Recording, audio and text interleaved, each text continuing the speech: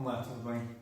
Eu sou o Miguel Marado, o autor de Lendário e de Lendário 2, e vou hoje falar um bocadinho do contexto histórico por detrás do 7º episódio de Lendário 2,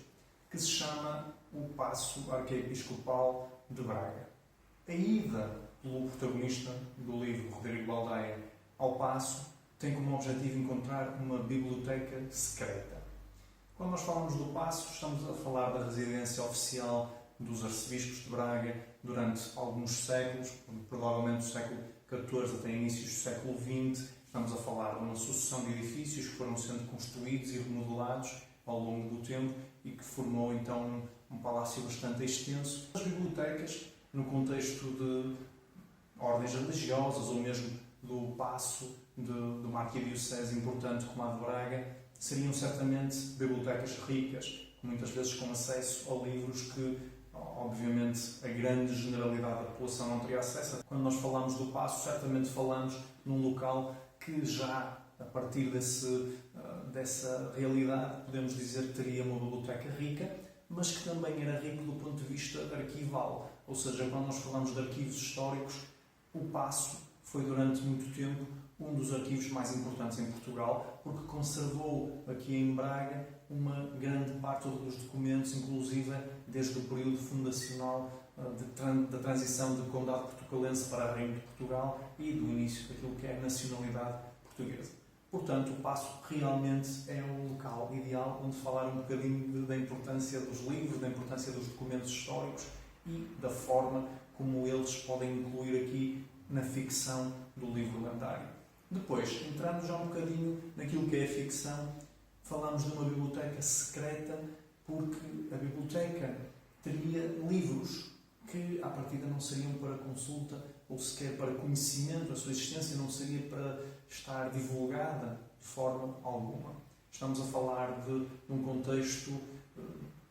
final da Idade Média, início do período moderno, em que temos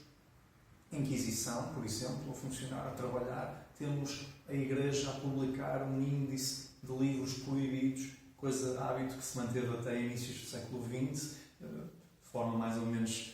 ridícula, já no período mais moderno, mas que foi uma realidade que teve muito impacto na distribuição de alguns livros ao longo do final do período medieval e início do período moderno, e que de facto permite que aqui criar uma espécie de exceção, uma biblioteca que seria secreta para ainda poder guardar alguns destes livros proibidos ou outros livros que seria vergonhoso que uma entidade religiosa de importância como o arcebispo tivesse na sua propriedade ou associado a si, apesar de os poder ter por interesses que em nada tivessem a ver com a adesão aos seus ideais.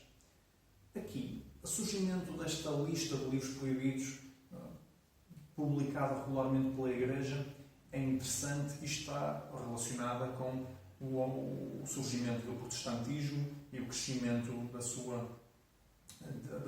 da adesão a este movimento religioso, que estava obviamente relacionado também com a transmissão desses ideais diferentes dos ideais da Igreja Católica. Por outro lado, sabemos que a Igreja Católica, através sobretudo das elites, também políticas, além de religiosas,